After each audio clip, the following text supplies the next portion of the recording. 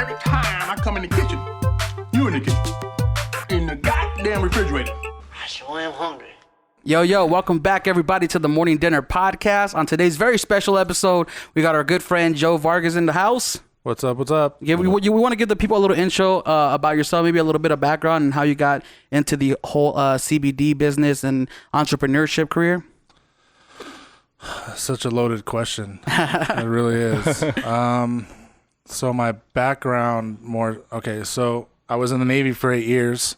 Sorry, I'm trying to help you guys promote the podcast. Oh, no, go for it, man. You're good. Well, you know what? In that case, I'll go ahead and give 30 seconds. I'll give you a little. I'll give the people a little bit of a background on who you are. Joe Vargas is a published author, 8-year Navy veteran, and successful entrepreneur. He started the company Bilegal Meds and a whole bunch of other ones, including Activate? Yeah, here. Let me do it. Yeah, I don't want to butcher it, man. Yeah, let me do it because you're already butchering it.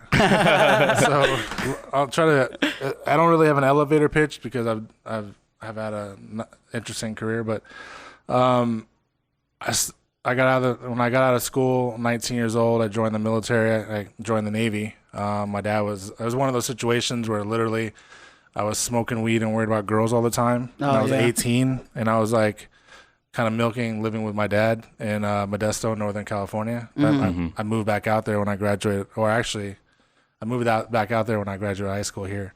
And I'm gonna take you like a little bit of. I'm gonna try to do as short as possible, but everybody always says that the story it's interesting. So I'm for sure. But but I wasn't one of those situations where I worried about girls and weed, and my dad was like, you need to get a job, and I was like, yeah, no problem.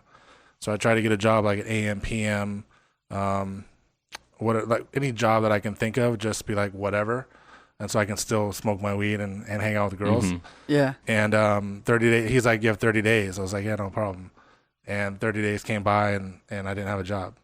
And so I joined the military, and then when I was in the recruiting office, they were like, what do you want to do? And I said, I like to travel the world. And like, oh, well, you should go to the Navy. And I'm like, all right. And I was like, shit, I'm going to travel the Navy. And the guy was like, what are you into now? I said, honestly, like, we might have to talk about that, but I like smoking pot and girls. And he was like, and then it took me a little process to clean myself so I can actually take all the tests and pass. But he was like, you're going to travel the world and you're going to meet all these different girls, and, you know, the Navy's it. And I was like, fuck yeah. And I joined the Navy and ended up on a ship in San Diego that didn't travel around the world because we carried the admiral on a ship. Yeah. So we told everybody else what to do in San Diego. So there's 32nd Street, and they go out, all the ships go out into the ocean. We were right here on the pier, and we kind of just hung out. So the only places I've gone to really was Hawaii. We spent like 2 months in Hawaii. Once everybody was broke, we left. And then Canada, Seattle, Mexico a few times, and that was it. Hey, man, that's still a lot of traveling. Compared to somebody who's only been to California and Nevada, that's a lot of traveling, bro. Yeah. Well, I mean, I've been to Baja, California. That's about it. But when you join the Navy, though, like you go to Singapore, you're supposed to go to Australia, like go to Thailand. But you got kind of unlucky. Yeah, I got super unlucky. Damn. But I still get to travel. Like that's but dope. It's like at the end of the day, I'm at where I'm at today because of it all. But during that, I was, I was unfortunate, but it worked out. We didn't travel a lot, which being on the ship actually is fucking horrible. I've never been there, but I feel like it's like being in prison. Yeah, being on a Navy ship. Damn. Yeah, because you're like on racks. So there's 1, 2, 3 racks, and then you got an aisle that's about 2 feet, 3 feet wide, and you got racks on each other because it's a small space. Yeah. And then my job when I went in was a machinist mate. So I'm tall, I'm 6'4". And so when I first started, I was a machinist mate. It was the engine. I was a mechanic in the engine of the ship. Yeah. So it's hot as fuck down there, like I 130 degrees. Like you have to sit in fans. But then as long as you're out to sea, depending on your job, you're 6 hours on, 6 hours off. So if you're out there for 2 weeks, the entire time, there's no like days off. Oh, really? So 7 days a week, you're 6 hours on, 6 hours off, 6 hours on, 6 hours off. And then if you go topside, like navigation, where I ended up going because it was a better life, it was like 6 hours on, 18 hours off. Like it was a better life up. Oh, way different. A lot of people were envious. So were you trying to like work your way up the ladder when you were there? You realized, oh shit, like I gotta get there. Oh shit, I have an opportunity to get out of this shithole. Like let me go up, go up there and do something cool, and sit in front of radars and navigate the ship and drive the ship. But you were there for 8 years though. So I was on the ship for 8 years. I mean 5 years. Okay. And then I was in the Navy for 8.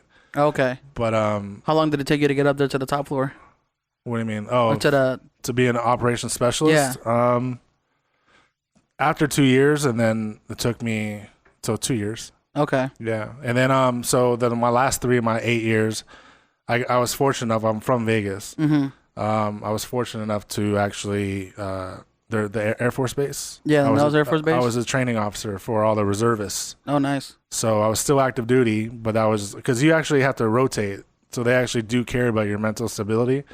So like in the Navy, depending on your job, you have to spend like X amount of years on the ship, then you get shore duty. Oh, okay. Yeah. So my rotation was 5 years ship, 3 years shore. And then every person that would ever be in the military or in the Navy would always tell you, like, spend your time on the ship. You're not going to like it. It's going to suck. Mm-hmm. Like some guys are just super gung-ho, and I'm like, they'll do 20 years, just, get the retirement and all that. But there's obviously a lot of people that dislike it. And especially when you're on a real ship, you're spending a lot of time away from your family and kids, and right. It's not, and being that the whole lifestyle is not fun. But were you a parent at the time when you were in the Navy? So when I got out of boot camp, I wanted my girlfriend at the time in San Diego with me, mm-hmm. and so I was like, let's get married so you can come out here because the Navy pays you more money. Right. The military does when you're married. So we actually got married for the money so I can bring her out there. And then she got pregnant the night we got married. And I was with my daughter. And then 2 years later, I met my son's mom in San Diego at a club. And she was standing in line in front of us. We hit it off. We ended up getting married. She moved to Las Vegas and transferred with me in Vegas. Mm-hmm. But that was 2 years. And then, that I had my son. Okay, so you at the time you were still living in San Diego doing the whole Navy thing, right? Yeah. So you spent 8 years in that as a career. When you decided to get out, how did you decide to all of a sudden join the CBD business? Because that's how I know you. Yeah. So every phase is kind of like an interesting story in itself. So I can't just. This is why I say it's a loaded question. Oh, yeah. I'll try to make this one fast. So when I was out here doing reservists, they only do their jobs 1 week in a month. Mm-hmm. That's all they have to do is fulfill their duties. Right. So the rest of the month we don't do nothing. There was nothing for us to do, like bullshit during the day, like some paperwork here and there, and make sure that they got paid for that weekend for that month. But other than that, so I got bored. That's what I need to do. I need to join. I actually had a radio show. Okay. Oh, really? Yeah, like this, but at a studio.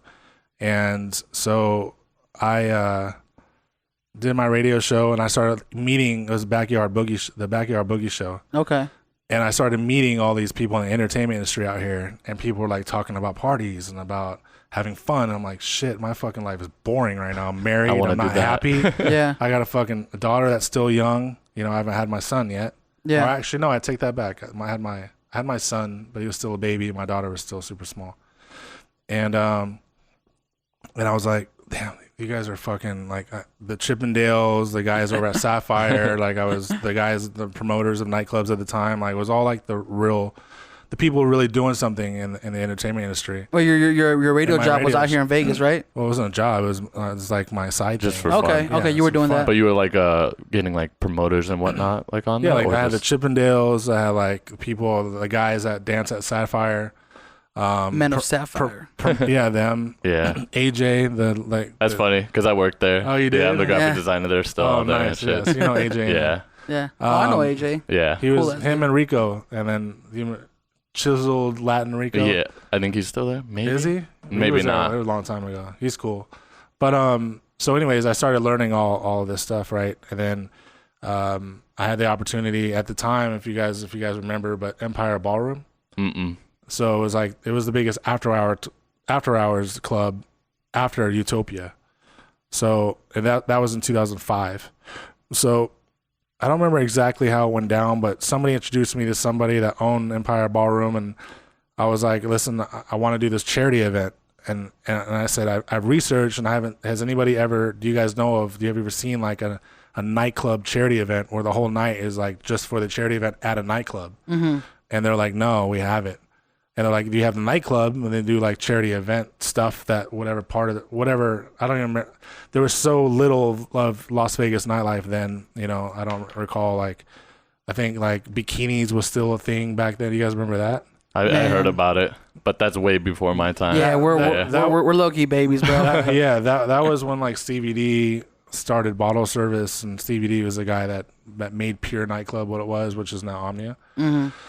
Oh, okay. But so I threw this charity event for Make-A-Wish Foundation and raised like $6,000 for this kid. But I had like all my sponsors was like a shit ton, like 30 sponsors, like just filled the flyer, and a lot of people would never work together, but they did for this event. And I packed. It was like, it's a huge ballroom. It's a huge fucking. It's right by the MGM. It's like behind. Well, if it's what Omnia is now, right? No. Empire Ballroom is Pure. Oh, okay. Yeah, Is it still there, or What's is it that? something Empire? The building is. Okay, got it. Yeah. So anyways, so I ended up throwing this massive successful party with a couple thousand people, and I was a nobody. Like, people were like, how the fuck do you put together the sponsors? These people hate this person. They said that they would never, I know that person would never sponsor this if that person sponsored it. And I don't remember how I did it. You know, when, you know, one of the many secrets to success is like, doesn't hurt to ask, right? Yeah. And that's, I think that I do that a lot, but I think that from what I remember, all I did was really ask people and say, here's the cause and this is what we're doing. Like, and so I threw this massive event, you know, and then it caught the attention of a lot of people that were running nightclubs, and I started promoting, and I did like not too long for them then, but it was more or less for like events, special events for a guy named Tony Verdugo, which actually started Dre's nightclub, the After Hours. I think I did an interview with him one time, not on the podcast, but for something else. Did you? Else, yeah. He's an older gentleman, right? Yeah. Okay, yeah. So I started helping him out, and then everything just kind of went from there. And a lot of the years, I was in the nightlife entertainment media for 10 years. And so I started off doing promotions, marketing, having my own promotions teams, and then I evolved to like kind of hosting, but never really for a nightclub, like myself. And fast forward through the years, like Privé, you guys around? Is that your time? Privé No. at Planet Hollywood. It was like the hottest hip hop club in Vegas. I'll tell you what I remember growing up, there was it Escapate? That was a club, right? It was like in North Las Vegas. And then what was that one? Frozen? The one that used to be The 18 and up. Yeah, bro. That's what I grew up with. Yeah. Those two were the ones that were popping. Those two were the ones that everybody went to and everybody like was talking about back in the day, the MySpace days, I'll say. I said turn the volume up. They can't hear.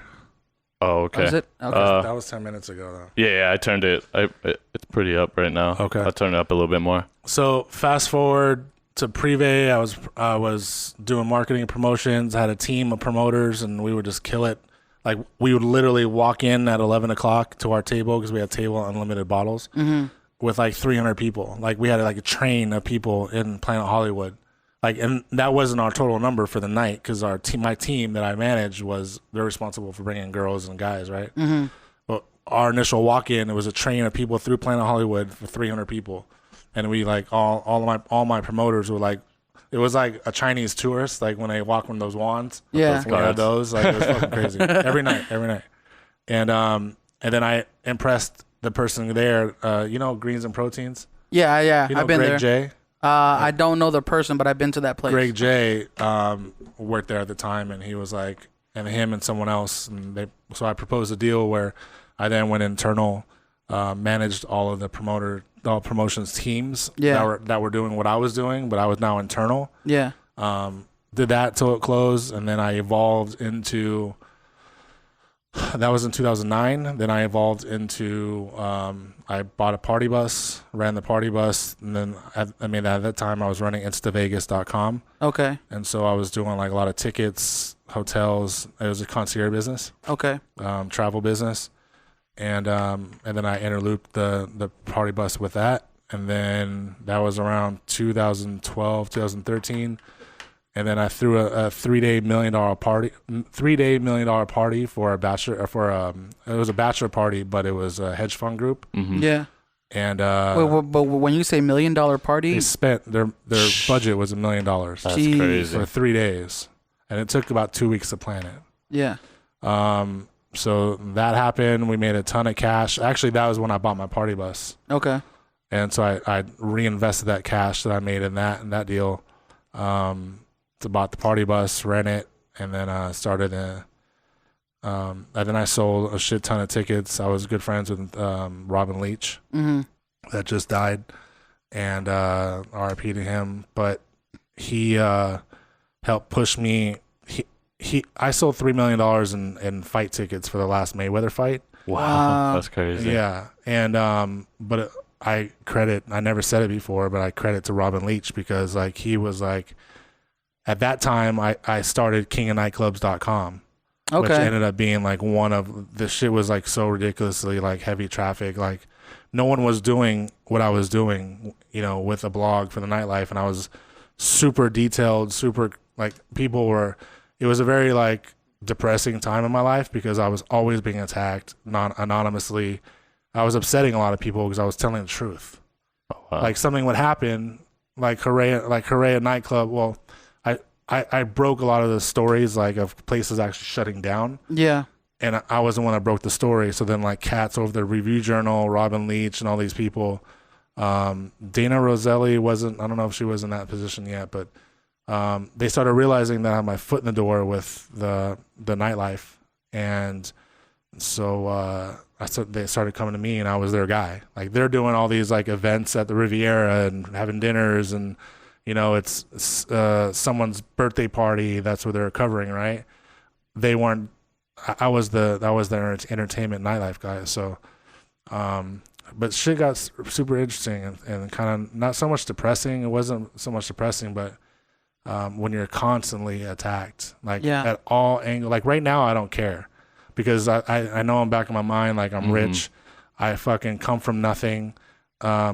We can go into that story, which is also an interesting story, and people love to. Plus, you're even trying to help people, so it's which I know you guys want to know about more about that. But that's gonna. We'll reach it all. I like this all because it's interesting. But towards the end of that, so then I started getting into media, right? Because I started working with them. I was doing red carpet interviews with the celebrities over at the Palms, and so once I started getting really involved with the media, then.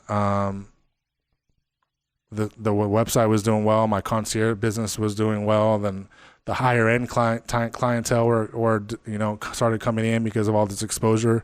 There were like 17 million people read my article that was 13 signs she might be an escort. So like that caught a lot of attention around the world. So like what year was this? 2014. Okay, damn, that's a lot. That's a big number for even for 2014, man. Yeah. Like people are constantly on their phones now. No, for sure. I mean, imagine in 2014 it wasn't as much. You know what I mean? 14 million? 17 million. Jeez. Yeah. That's crazy. Until I shut the site down. So fast forward then to the end of that. That was like super crazy. I mean, there was a nightclub downtown that I shut down because I exposed them. And they're like threatening to kill me and whoa, geez. That's scary. And then because I was fucking with their business, yeah. But all I did was expose the truth. Yeah. And everything that I exposed the truth, it was like, here's. I mean, my like the shit that I was saying, people were like, it ended up becoming true. At the very beginning, people don't believe you; they're doubting everything I'm saying, and I'm like, I don't even know where I came of being a fucking journalist. Right, I'm a somewhat of a journalist now. Yeah, you know what I mean. And people like didn't understand the transitions, but I just do what kind of like where kind of the universe takes me. But then I started getting the credibility, and Hooray shut down at Palms. I broke that story. The place over at Palazzo shut down. I broke that. Like I broke that story, and fucking people are so mad at me because I broke the story because people went into pre-shift for that night at the nightclub. And they're like, why the fuck isn't King of Nightclubs, Joe Vargas at King of Nightclubs saying that tonight's our last night? And then the GM like calls me and is like, dude, did you fucking put this out? I'm like, yeah, I got a tip. Yeah. And he was like, son of a bitch. And he hangs up. Damn, And that's then, kind but of it scary. was the truth. Like, Yeah. that's how Yeah. they found out. Like, Was that at a point when you realized like, holy shit, like I have a clout, I have a no. I have people. no, That wasn't even it. None of that. Okay. The Pulse downtown not shut down. I just felt like that was just me. I didn't think nothing of it. The part that actually I was kind of like, whoa, was when I started a lot of rumors too. Mm-hmm. But the rumors, because it created traffic. Mm-hmm. But the rumors were like halfway rumors. So I knew how to like take something and make something of it. So Give me an example. Okay, so the one that was like, holy shit, James Packer, like mega, I think he's a billionaire. He's from Australia. Mm-hmm. Do you know him? Like him and his dad are like super fucking rich. I know Dan Bilzerian and Jeff Oh, God. Bezos.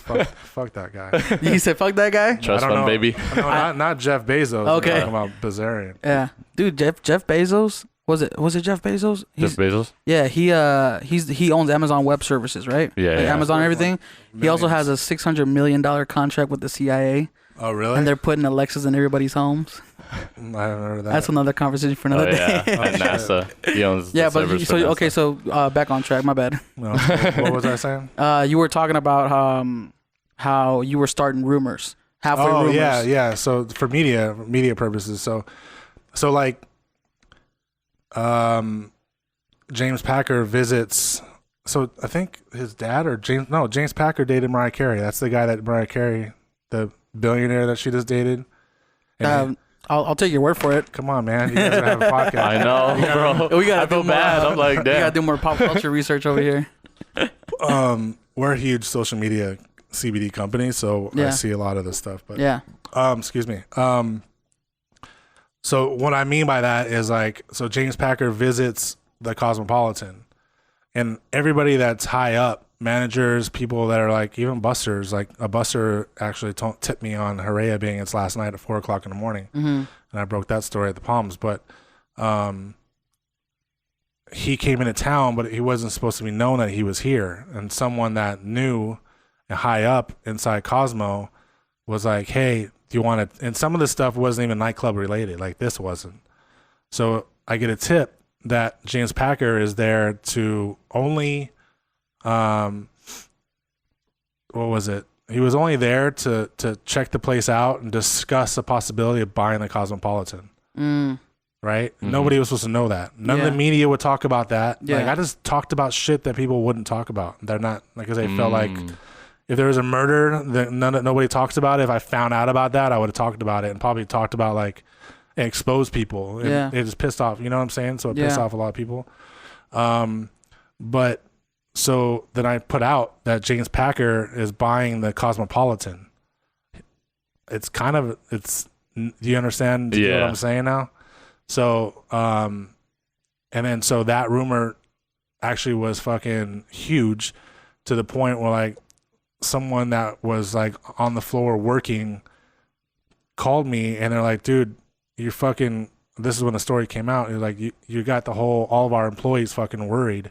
Everybody's freaking out because then at that point, when they hear that, I think there was more to it as far as like why they're freaking out.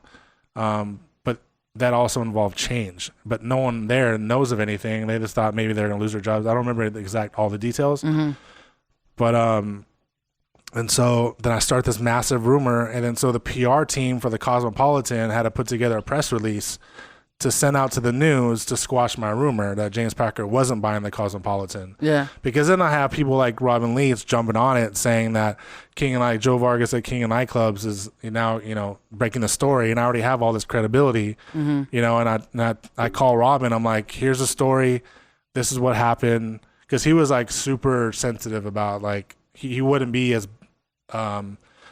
vague and bold as me, where I didn't give a fuck, where he was like, this is what I do my whole life. Yeah. You know what I mean? So like, I need to know details of like, you can't just be, I like you, Joe, and we have a long relationship, but like, how did you find that out? Like he was a little bit more in detailed Yeah. with stories before saying it because he didn't want any repercussions, and so so Fox 5 News like comes out and it's like, there's a rumor by Joe Vargas at King of Nightclubs that James Packer is buying the Cosmopolitan and like it's untrue and all this stuff. And that's when I felt the actual power that I had. Yeah. It doesn't even feel real that 17 million people read an article of mine. Is that because to you that's just a number on a computer screen? Yeah, because you don't see them. Yeah. But when you go, what it becomes a reality to me is when I go to LA and I stay at my friend Nikki's house, and the guy that's there just got done showing property to Stan Lee, and we're talking, and he goes, and Nikki introduces me as, it's always like Joe Vargas, never like my friend Joe, it's always Joe Vargas. And it was like, the guy goes, damn, that sounds hella familiar. And he was like, oh, he does this website, and he was like, dude, did you write an article that was like 13 signs she might be a hooker? I'm like, 13 signs she might be an escort. Yeah. And he was like, I fucking read that in our office, and all of our office was in my office, like laughing at this because it's so true. And then that's when it started to become real. Like, yeah. You know, and besides that part, and then some royalty people in other countries, they actually have a circle of like an elitist circle, and they hire hookers because they thought the fucking list, even in another country, was funny because the shit that I was saying, like the signs that she's a hooker. It's kind of universal. I guess so. Yeah. You can have an audience anywhere in the world for that, something like that. I mean, that topic's kind of everywhere. But were you ever worried that, because you said you started halfway rumors at that point, were you ever worried that because you exposed those halfway rumors, they might not even come true? No, because... Or did that not matter to you? The somewhat halfway rumors were like, so who cares if like... Oh, when people like, oh, James Packer... If it was like James Packer was never there, it's a total fucking lie. Yeah. Then... that's not my style. Okay. My style is and he was there to talk about buying it, but just he wasn't. I made the outcome. Does that make sense? Like I didn't just make it up. I never made nothing up like that. Yeah, you had some kind of background on the subject of. Yeah, like he was there to possibly purchase it, and so I said that. I said that. Yeah. It's like if you see me walk into a strip club and you tweet like, "Yo, Keem's about to get a lap dance." Yeah, you don't know I'm going in there because I forgot my wallet. Yeah, but you were there. I'm there, right? Now you were there. Like, it's a pretty good. He assumption. wasn't lying. Like, no, but he was there to look to possibly buy it. But I just kind of spread it. I just went, Yeah. But yeah. So all of that, and then I sold my party bus. So I ended up having one of the guys actually that became a fan from the actual the kingofnightclubs.com.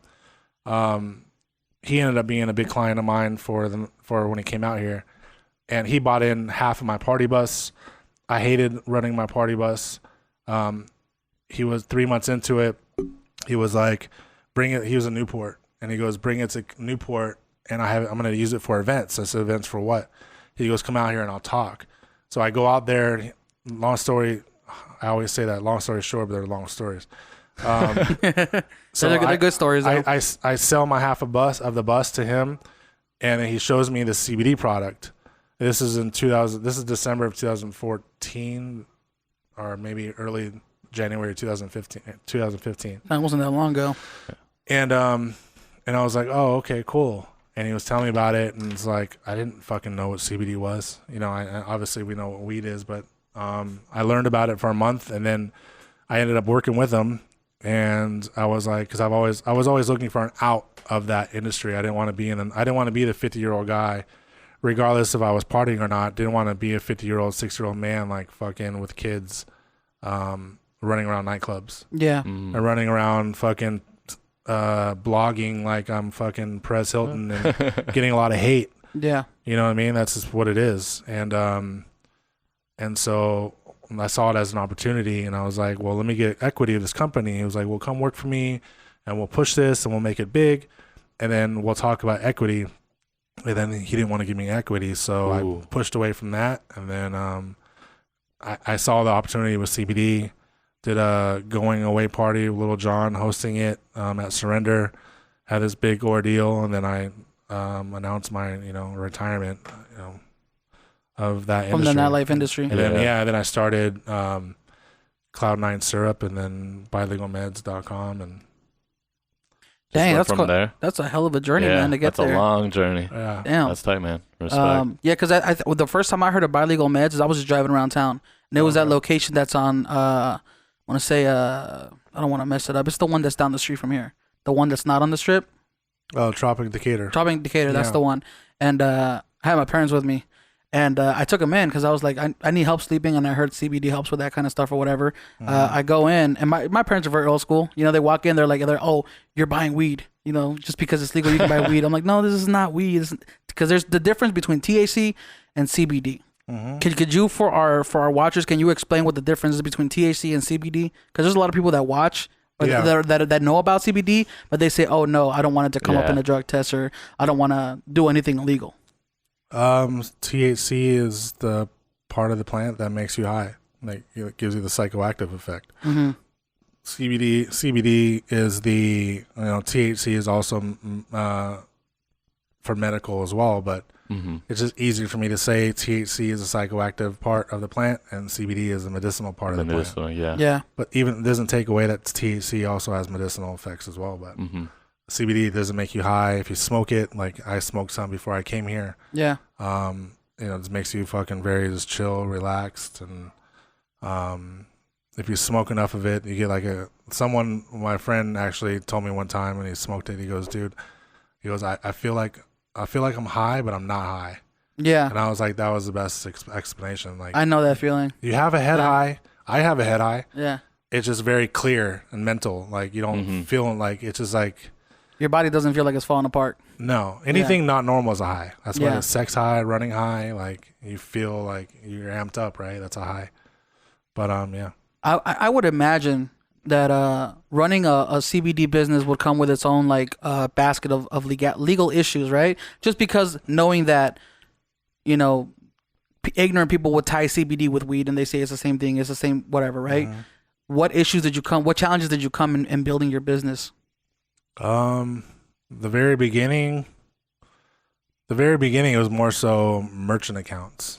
I kept getting shut down. PayPal would freeze like $80,000 because they didn't accept it.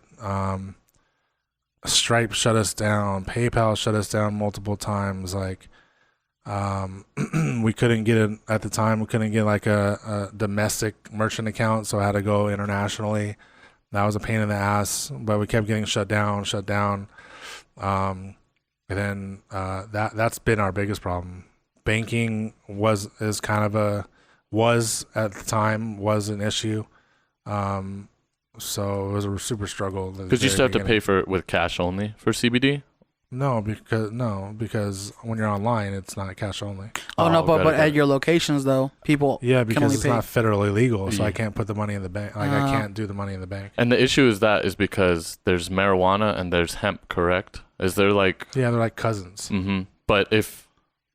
I don't know if I heard something, but if they can prove that it's hemp and not from the actual marijuana plant, will that make it... Well, the only difference is the CBD from the marijuana plant has more THC in it. Oh, got it. The one with hemp has less than 0.3%, which your body doesn't even recognize it. If you take enough of it, you know, with 0.2, there's a certain amount. It's like eating too many poppy seeds on a poppy seed bun. Yeah, you'll get that drug test. Yeah, you'll fail a false positive. But the CBD products that we use is all THC free. Wait, you said poppy seeds on a what? Poppy seeds on a bun. You know, like a sesame bun? Really? Yeah, you can. I didn't know that. Yeah, you can fail a false positive. If you eat too many burgers, with heroin. What? Yeah, it's an opiate. No, I did not know that. Yeah, I remember somebody told me You're that. exposing the entire McDonald's industry to me right now, bro. Like, that's insane. Wow. Yeah, I remember hearing that. I was like, what? Like, that's crazy. Like, literally get... Maybe that's why people go vegan, bro. I don't know. They don't like that gluten. How many hours a day do you work, man? I would imagine being a business owner. I mean, not everybody works the same amount of hours being a business owner. Yeah.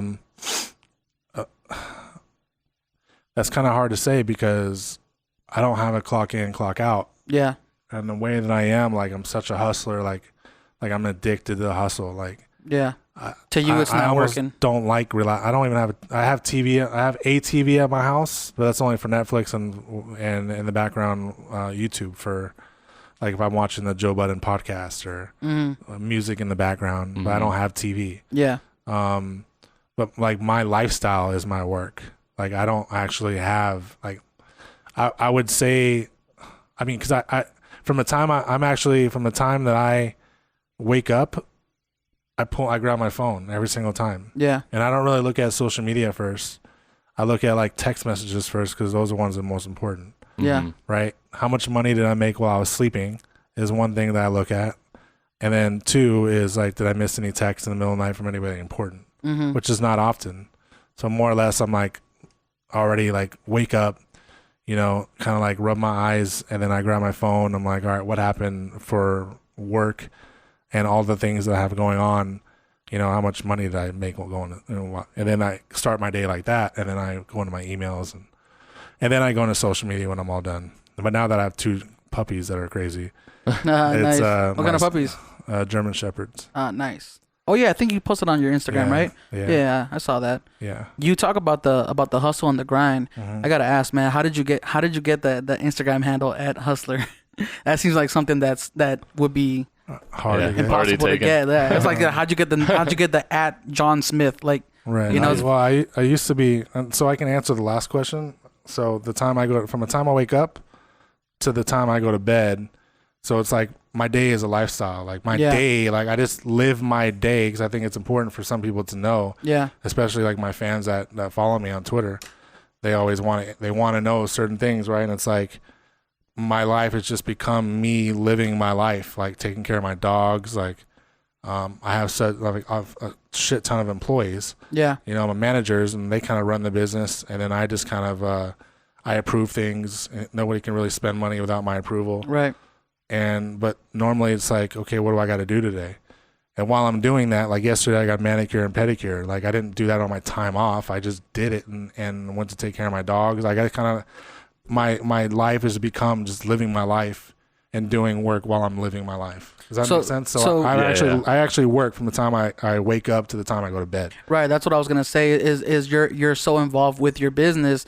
You don't. First of all, you don't track hours because your business is your life. It's what you do every day. It's become my lifestyle. Right. And I'm the person that, I mean, I have a lot of help now, but before, I mean, I was the marketing and branding guy. I was the person that was essentially making all the company money, while all my workers were like my wheel turners. It's like, I know how to make money. I know how to get us in the media. I know how to do this. I know how to do that. Let me get the wheels turning for you guys to make sure that you guys now, I got all the wheels turning and the money coming in. Make sure now all the wheels are to stay turning while I like not focus on the wheels turning anymore and try to get farther ahead. And then you start building your team. So now that they're behind you and start building your team, you know, this is me like, okay, I'm push more ahead.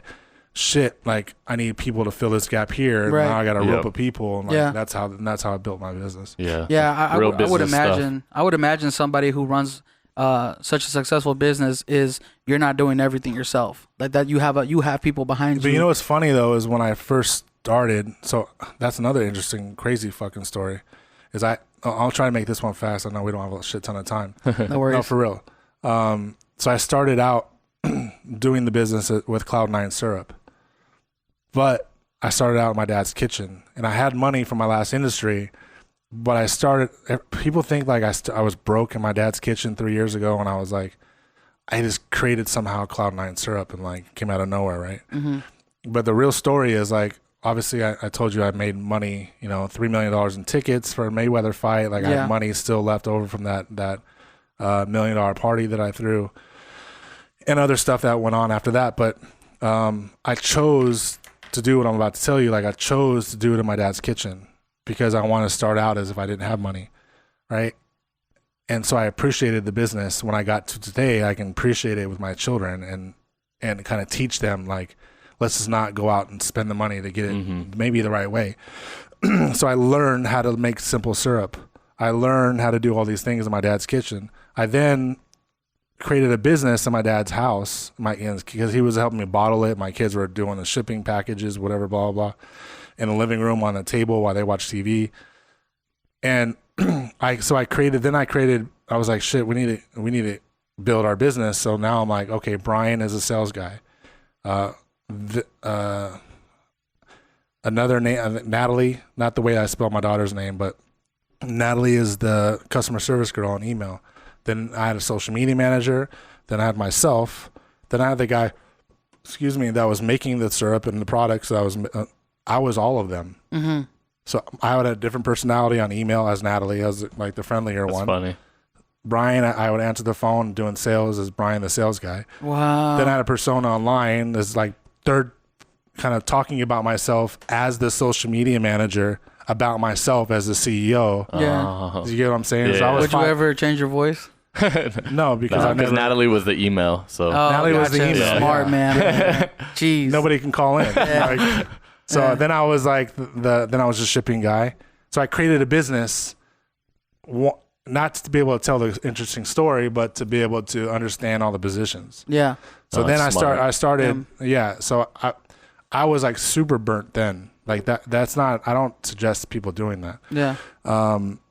But so then I started filling those positions as I started getting bigger. Yeah. And then I evolved into where I'm at today. damn, that's kind of tight. I've never really thought, because like I've heard like good bosses are the ones who know how to do every single job inside their company. Put it this way: when my production team's fucking up, or my shipping team's fucking up, and now I got like shit ton of employees now, Yeah. and I'm like, "What are you guys doing?" And like, "Oh, we got a lot of stuff." I'm like, "I used to do all your jobs myself. Right.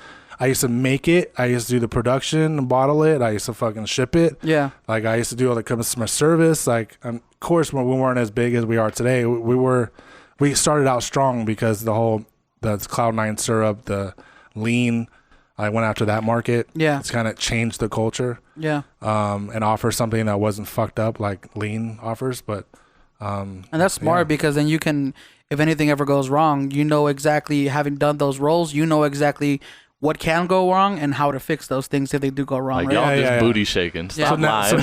now They can't fake it with you. yeah. So now today I appreciate it.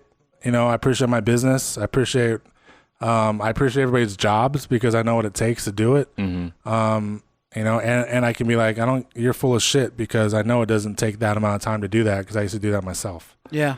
You know what I mean? Without you guys here while I was doing other shit and I was planning out my day. My days were like, if you want to talk about work, my life has become in the past 3.5 years, the lifestyle and doing work in between. Before it was more like a job. I was working 20 hours a day and trying to get 4 hours of sleep Yeah. because I was like, I didn't have support. Like when you don't have any support and you can't just like, oh, I'm gonna go be a boss like Joe Vargas and go live a lifestyle and work in between. Like that's not how it works. Yeah. I'm only able to do that because I have my support from my daughter, you know, from my partner, Raquel, and VP of operations, my mom running my stores, like all my managers. Like I can't do what I do without them. You know what I mean? Mm-hmm. So Yeah. It's important to have a team that you can trust. when you're actually small, dude, I wanted to shoot myself. Like my part, not literally, Yeah. but my partner, that's my VP of operations, she's doing my job that I was doing before she came on. Like what was the segue into that? Why did I even talk about that? I think I had asked I lost my train of thought. how many hours a day you work, but you kind of explained that you broke that down. And then you said you were working multiple. You were doing each job so that you can. Oh learn the no! ins and So outs. no, my point was that when you're when you're like 4, 5, 6 employees, 7 employees, and you're trying to do everything yourself as a CEO, and like not everything, but now you have support. Yeah. But it's driving you fucking crazy because I didn't have a manager at this moment, like when I'm talking about, Mm-hmm. and I didn't have the support that I have now. You're like, dude, there's no fucking way that I can have how the fuck do people have like 50 employees, 100 employees, 500 employees? I'd fucking jump off a bridge. Yeah. I would imagine at that point you kind of. But when you start filling all of those gaps and like things And delegating things, now I'm like, oh, this is easy. 60, 70, what is it, 72 employees that we have now, including That's dope. contractors. Damn. Like now I can just like, live my life and everybody supports. And going through all that, like you had to learn everything, like, paying for your employees, like taxing, all that stuff. Like you learned that on the way. I never hired that's people to crazy. come in and tell me how to run a retail store. Like I never had people. My other business partner was like, he was just like, there's things that you should do, like maybe an HR person Yeah. do this to alleviate that problem because I was like, fuck. So I through the process I learned. Damn, that's So crazy. now I'm just like more of a sophisticated like guy that makes this, lot of money, and I try to say it's stable mentally and like helping people and all that stuff. But I'll put it in your words, man. You make it look easy. Yeah. Yeah. No, I know I do. Because It's really not. I mean, no, it's not. I would imagine like whoever owns like AT&T, and this is maybe ignorant, but like a guy who owns AT&T, he's not in every store messing with their day-to-day operation. That's the point, though. You know? It's like when you're smaller, you think to yourself like, how the fuck would I run this company with fucking 100 employees? My mentors around me are like, well, obviously you wouldn't be, you're not, then you have managers and directors and like, cause this is what I'm talking now is like early stage of the business, you know, and mind you, my last business that I had, like I didn't have a shit ton of employees. Like I didn't have overhead. I didn't have a manufacturing facility. I didn't have a farm. I didn't have all this shit. I just had myself, my business, my office was in my house, but I was making a shit ton of money working from my house. Yeah. I didn't have all these employees and stuff like that. So that was all like learning how to run a huge company is definitely something I've learned myself the past 3 years with a little bit of help of my mentors. Well, when you're a hustler, man, you don't really you make do. You don't make excuses, right? You work with what you have and you make it happen. You're not, I mean, a true hustler and someone that's like most successful people, you know, it's like kind of all think that way. Yeah. So what would you? Well, actually, before I even ask you what motivates you, I wanted to ask because you kind of I said. can just easily answer that. It's my kids. There you go. Yeah. What motivates you? Let's get that out of the way. Get that out of the way. Your That's kids. great. I was gonna ask because you mentioned it in when you were talking right now. You said that you were working out of your dad's kitchen and you were making the syrup, right? Yeah. What was that? Your first CBD product that you ever built or put together? The Cloud9 syrup was. Oh, okay. Yeah. Because the first one I tried was Did it gummies. take a while for like you to like, if you want to answer this, like find the source for your CBD and all that? Like, was it like a headache as well? Or did you kind of know the people? No, I mean, I had to learn myself and kind of do research because at that time it was barely known. Early January, March, April of 2015, like no one was doing CBD in Las Vegas. Yeah, no, it was a dry market. No, I mean nobody. I didn't even know what it was before that. Yeah, and nobody did. Not many. Sorry, my son's texting me. Yeah, no worries. I would even say like beginning of this year when I first found out about it. To me, it felt like I was like Christopher Columbus. Like I was like, oh, what is this? I'm discovering something new. You know what I mean? Like even though he didn't technically. Yeah, I guess. Without the murdering of all the people too. Yeah, so. without that part. It was kind of like a new thing, and I never had like looked into it before. But it's crazy, man, because CBD is something that it worked for me so much that I almost became like a street pusher for you, bro. Because every time somebody I would talk to somebody, I would instantly bring it up, like Bitcoin. Yeah, you know what I mean? Like it's something that you're so interested in. That you're like, hey, you got to try this. You know what I mean? Right. Yeah. To me, it was kind of like revolutionary. And do you still learn like day to day, like what CBD does and like more things about it? No. Or you I'm basically pretty knowledgeable know? now. Yeah. That's tight. Yeah. So what is it you're trying to accomplish with your business? I'm pretty passionate about helping people. Like this podcast can probably go for like 3 hours, but oh yeah, yeah. I mean, I want to be able to help as many people as possible.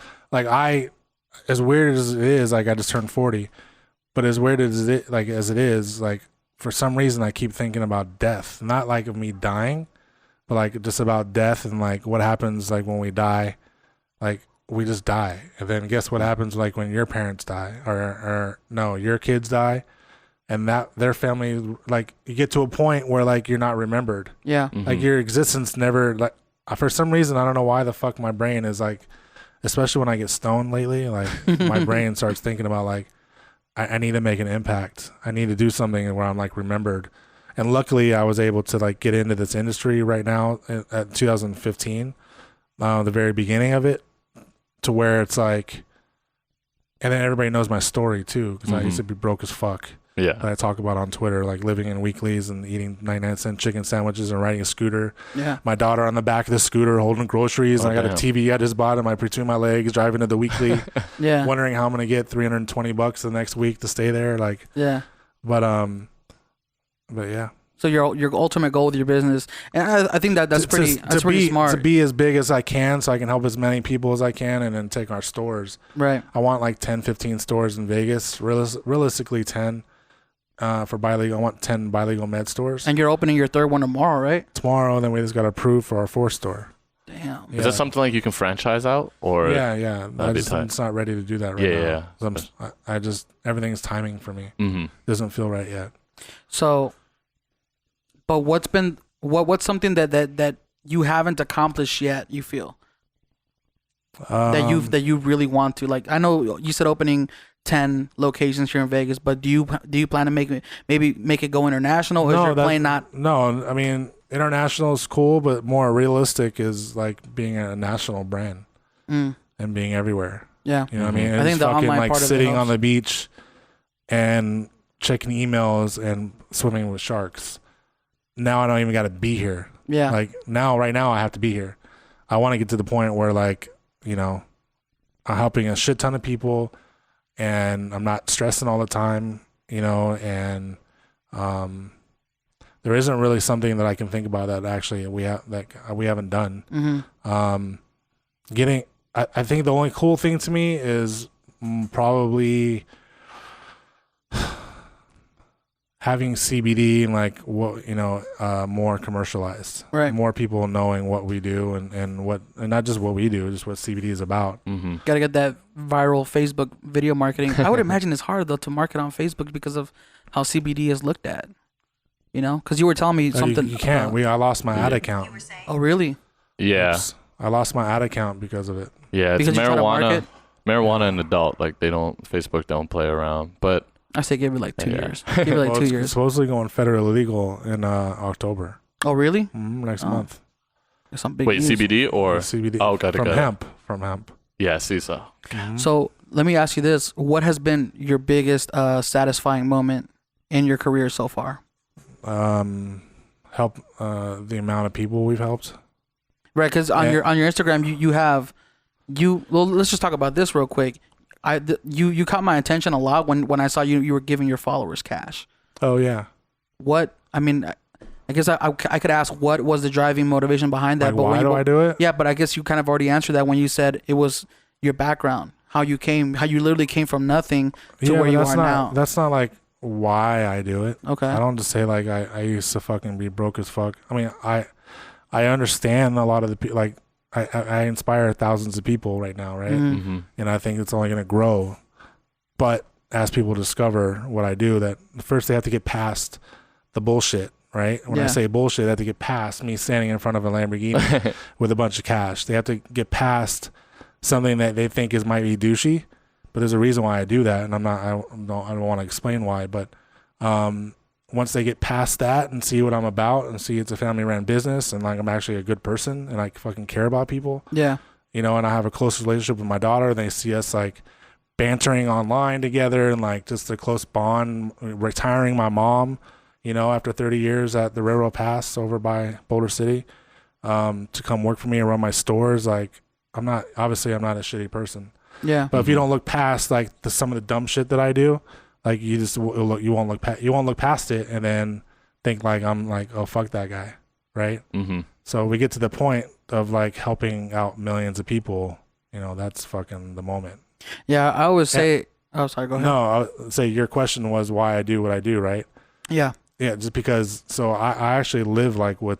So one of the reasons why I got out of the Navy is because of anxiety, and over the like, I have mild depression, but more anxiety, Mm-hmm. and so like being busy all the time and fucking living this lifestyle, but you know, working in between, but just not stopping. Yeah. You know what I mean? And like me and my friends, they're entrepreneurs as well. And like we don't have a lot of. I don't hang out with my friends and go to the club with my friends because we're all doing the same shit. Right. You know, we're all. You know, we're not.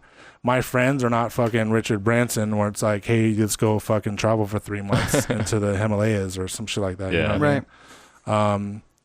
You know, but Soon.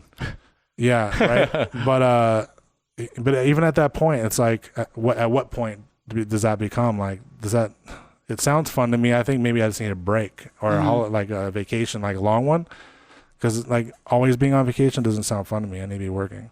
Yeah. That was another question I was gonna ask. Is do you ever see yourself like retiring and kind of like calling it No, quits? No. no. It's like what Gary Vee says. He's like in love with the process more than anything. I registered when I heard him say that. Like I'm deep, addicted man. to the process. Because I found that out too. Like I do not like chilling. You know what I mean? Yeah. Here and there, it's good. Yeah. Like take a break. But most of the time, I'm like, I need to do something. I can't be. Because you sit idle with your thoughts and you start thinking. That's one of the reasons we started this podcast, man. We found out we have some free time. Yeah. Let's do something with it, right? Yeah. Because we both work full-time jobs right now, but we also do freelance outside of that. Yeah. So we do photography, video. Yeah. Always he's working. gone every other weekend to Tahoe or somewhere to do video work. Yeah. And then we're like, okay, well, we have some time at night. Right on. Let's do this podcast. Yeah, that's cool. Learn about people and show the people the world. Because I think the thing is, like, you're super inspirational. Like, I'm super inspired. I learned a lot from you, and I'm like, damn, I'm going to take that into consideration and start using it in my path and all that. Yeah. So thank you for that. Yeah, But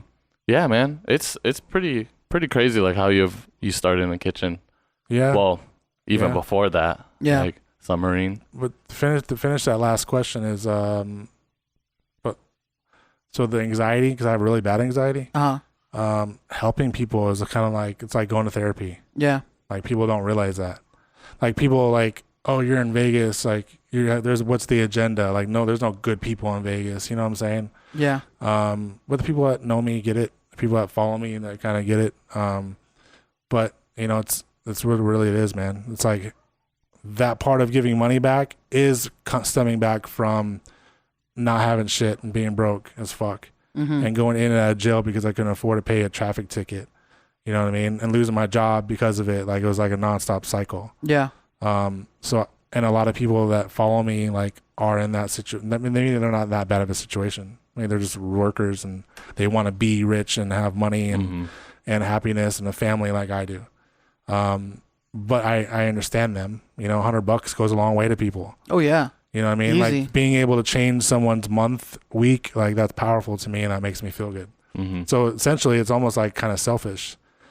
It's funny when I say that, it's like selfish to give money away because I'm trying to for therapy for myself. You know what I mean? So, but you know, that's just what it is.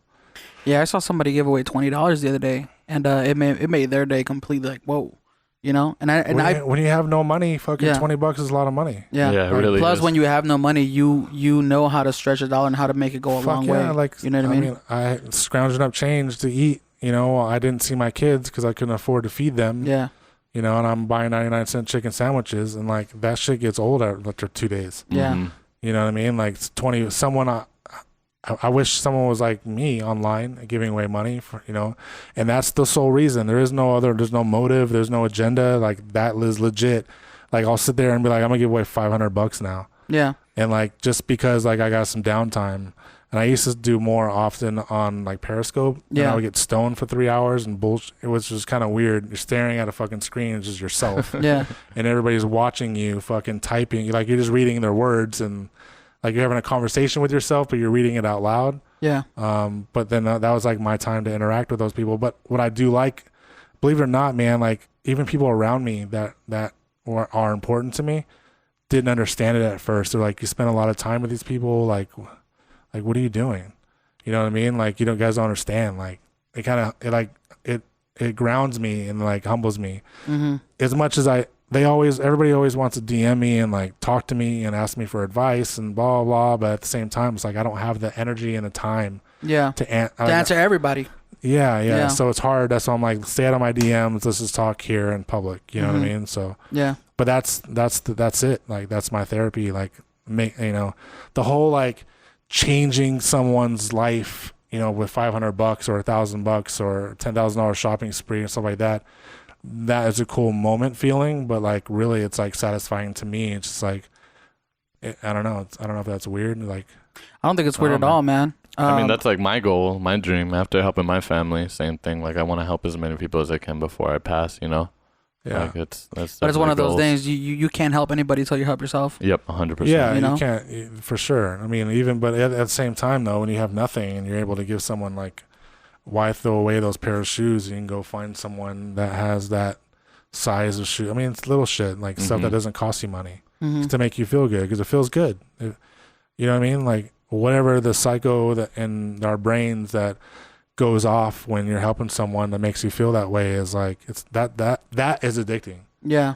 it's almost like a drug. Like that feeling that you get, the serotonin boost, like I think, which is what it is. Like, I'm not a fucking scientist. Yeah. Yeah, it feels but really good, I'm addicted to that.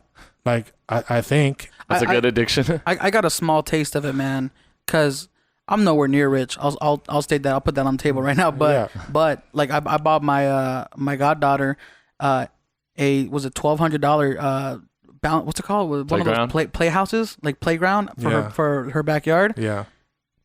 You know, and that to me, like, I got so much. I feel like I got more out of it than she would out of that playhouse. Yeah. You know what I mean? Yeah. Especially when you don't have money like that to be balling out. Sure, yeah. But when you spend it and when you know it's making somebody happy, that gives you kind of like you said, it's like a little it's dopamine in your brain. Yeah, that kind of their dopamine as well. Yeah. Yeah, that's the word I was looking for. Yeah.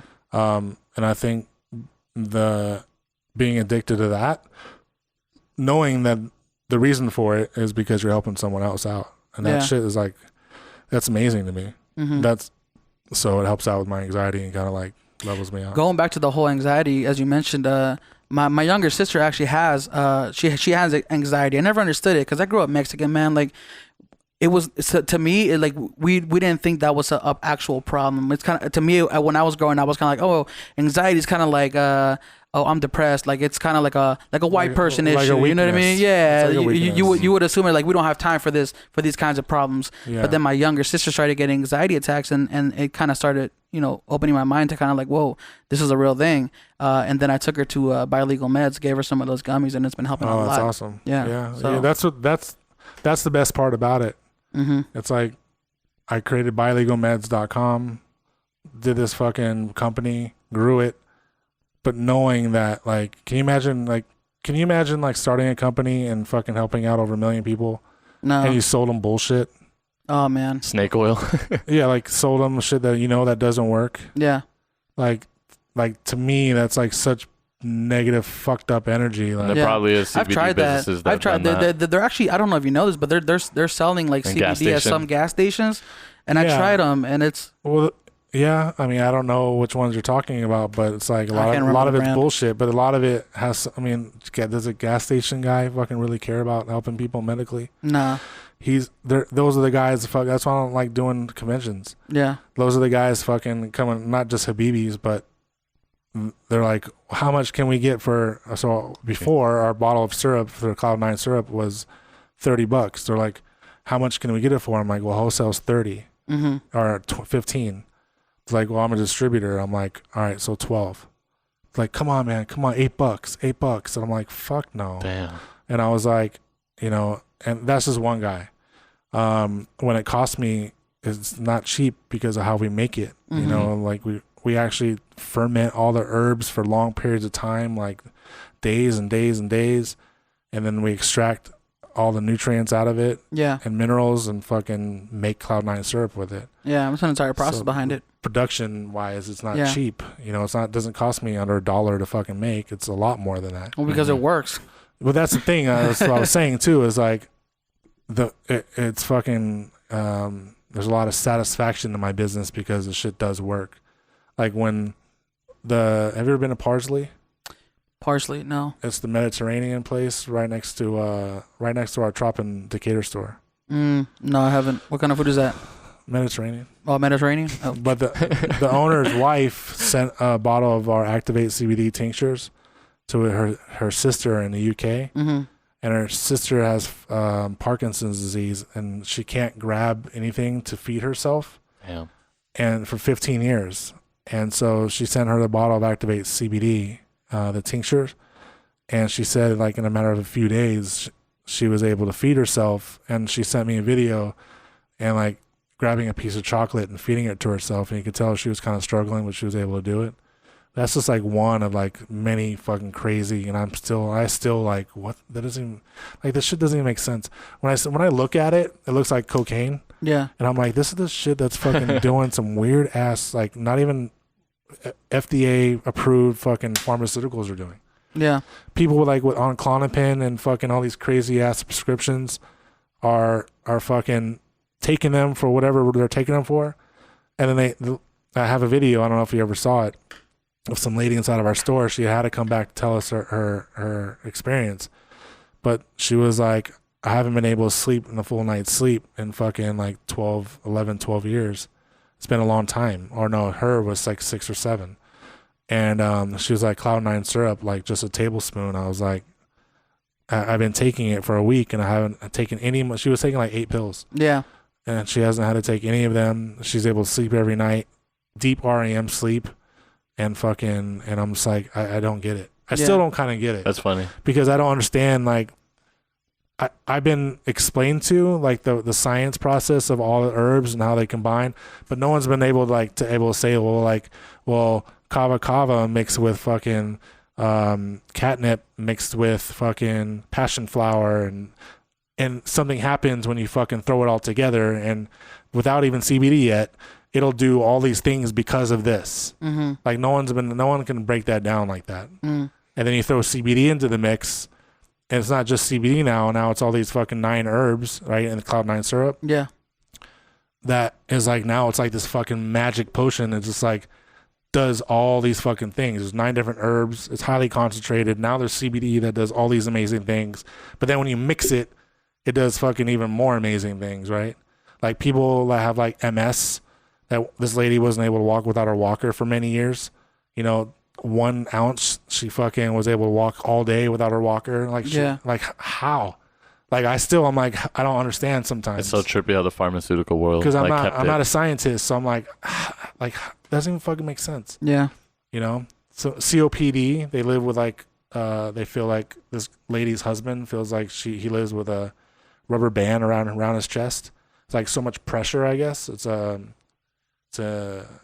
what is it called? Not inhaler, but respiratory disease or whatever you call it. And Cloud9 syrup again was the first time he was able to like feel like that rubber band completely came off. Yeah. I'm just like, I don't. Sometimes I'm just like, because I'm not a doctor, I'm not a scientist. Right.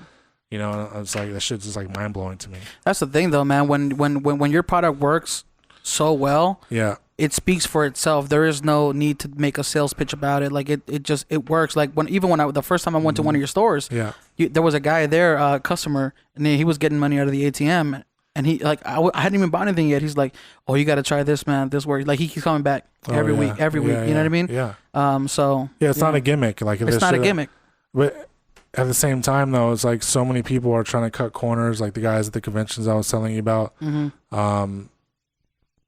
So that point of all that was like the distributor talk that I was talking about. Oh, come on, bro, $8. I'm like, fuck no, I'm not selling a bottle for. What if I spend $50,000? I was like, nope, and I wouldn't budge. And then like he ended up going with some like shitty ass only CBD inside of some water syrup or some shit.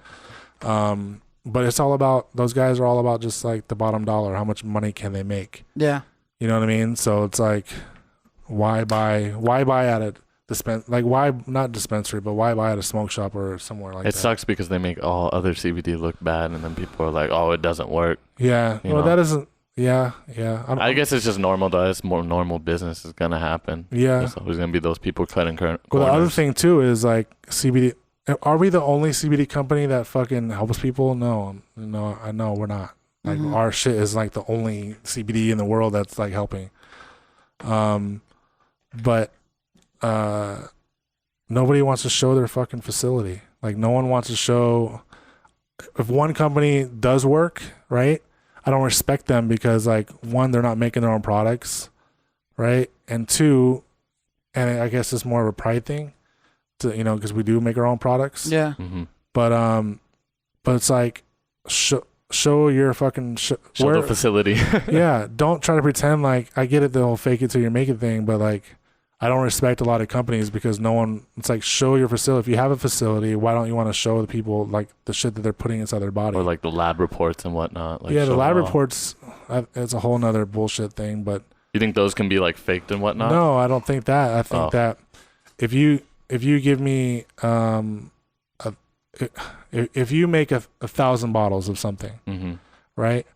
A lab result is only going to be tested on one bottle. Oh, got it. So who's to say the next fucking 1,000 bottles that you sell is an indication of that fucking one bottle that they? So it's bullshit. Yeah.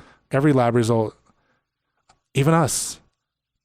not saying that lab result is bullshit. The lab result doesn't really tell you nothing. Got it. Right? Like I can make 1 million bottles. I'll test one bottle in a batch, and let's say it says a batch number on it. Who gives a fuck? Yeah. Who's to say hypothetically that I put fucking CBD in the 999,000 other 99 bottles that I didn't test, but that one says fucking it's fucking great and it's got this much CBD in it. So now the world's got a fucking. You get what I'm saying? Yeah. So what's the point? You're not going to test every bottle. So what's the point of having a lab result? It doesn't fucking do like it's just you're saying that one bottle was good. What about the other 999 blah blah blah? They can have no CBD in them at all, and they sell them and fucking. I'm just, you know what I'm saying. So what's the point of that lab result being on the website? We have to do it. You know, it's like people are like, oh well, you need to have a lab result to fucking Charlotte's Web. I have one lab result, right? What does that mean for all the other fucking bottles that they make? Nothing. They just tested one bottle. That doesn't make up for everything. So it's kind of stupid that we even have to do lab results. Yeah, I don't know how the whole process of making CBD and the syrup and all that stuff goes, but I don't know. I would like think that it's a process similar to how, you know, Coca-Cola makes their soda. They don't make it bottle by bottle. They make a whole thing and then they pour it into all these bottles. Isn't it similar that way? Or well, we don't have like major mass production. No, we don't have major machines just because for like personal reasons. But I don't think CBD is at that point like where there's like mass production. Like everybody's still fighting to get inside smoke shop. Everybody's still fighting to get in. Nobody's in Walmart. I mean, I think there's a company in Walmart that sells like protein bars. Yeah, that are hemp. It's a new industry. Yeah, so I mean, but a lot of companies, I can't say an actual number, but a lot of companies, you know, they're not even making their own product, and this is bullshit. And if they are, I want to show me your facilities. I'm sure it looks like shit. Yeah, it's probably like, you know what I mean, like it looks like one of those meth labs. I mean, Can I really talk shit though? Like I started in my dad's kitchen, but we're at a point now in the industry. Well, you can go professional. There was like so many few fucking companies. Like, so what that's how I started. You know what I mean? Like now it's like, but at the same time, I never said I was like this mega #1 company, right? I was like, we were sustaining and we were growing. I'll say it. No, I'm saying when I was in my dad's kitchen. Yeah. You know, 3.5 years ago. But yeah, I think we're at a point now. It's like there's no regulation. There needs to be regulation. And, you know, the biggest thing is like I can say like no one shows their facility. Like show me, go on live and fucking make CBD products. I've seen like people on THC because that's a little bit easier, I guess. You know, there's a lot of kitchens and a lot of extractors on the THC side. But CBD wise, like just show your facility. Yeah. Like not because I'm calling out everybody and because I'm the asshole. Like I'm not doing that for that reason. It's like I do that. Like I talk about it and I talk shit about companies not doing it because I want people to do it. Like it comes back from your past too. You know, you're exposing the industry and you're trying to make it better. No, it's not like that. It's not the same. You don't think so? No, I was like, I did that on purpose. I did that to cause trouble because controversy sells. But also when you kind of like bring these companies out, you're making the industry better, and at the end of the day, you're forcing them to kind of like, you know, make a better industry at the end of the day. Yeah, but I don't. That's not. Yeah, I would say that's not like the extreme goal. I'm like, I want to make this industry better. It's like, I just think it's like do the right thing. Yeah, like people that are buying your shit, it's fucking. We're in an unregulated market, and it's a bunch of fucking used car salesmen bullshit on LinkedIn trying to sell CBD products and CBD and a bunch of brokers. It's a fucking bullshit right now. Yeah. And so it's like I respect that company because like if I don't talk about the company, I wouldn't say that because there's a lot of companies, but I was gonna say if I don't talk about them, then I respect them. I just don't want to give them any notoriety on my network, right? Yeah. Or my followers, but there's just so many companies that wouldn't hold true if I said that. So yeah, I think we hit our hour mark, man. Yeah, we're above our hour. Might as well go a full hour and a half. Right? 9 more minutes. Point. Yeah. So you're opening up your third location tomorrow. Plans for a fourth one. What's the event looking like tomorrow? What you say you're doing giveaways? Well, let's talk about like the new people watching might not. I don't know, like what store? What are you talking about? Bilegal. I don't know meds? what you mean. What is that? Right. You never said. Well, we did say you own bilegal meds. No, you gotta say but- it again right? for the new viewers. For the What viewers. is it though? Like Well, But I guess you're talking like everybody's watching that. Right. What is it? What is bilegal meds? Yeah. And, I'm opening up a store. What does Right. that mean? well, I'm assuming people have watched the first hour, but yeah, bilegal meds is people are gonna watch this after. yeah, bilegal meds is a retail chain out here in Las Right, Vegas okay. that sells CBD products. You're talking like everybody already knows. Yeah. No. So we're a very large e-commerce store for CBD products, and we make all the products ourselves we sell. Mm-hmm. You know, so many fucking companies get mad at us for like not selling their shit, and then I tell my team, like, tell everybody, like, sorry, like, be polite, but sorry, we can't sell your products because we only sell what we make in house for quality control. Yeah. Because I don't want to fucking sell. I don't know. I'm not going to test every bottle. I don't know what's going on with it. Like, I don't want to take that chance. You know what I mean? I don't know. It's such a finicky industry. Mm-hmm. But yeah, so after 3 years, I was like, let's do a retail chain. Let's take, any ideas that are out there and that are like maybe like a boutique, it's like something CBD, and then they open like a something CBD boutique. Mm-hmm. It's like my best analogy that I give is it's like hamburger carts before McDonald's and all those guys came. And McDonald's was like, oh, those hamburger carts are cool.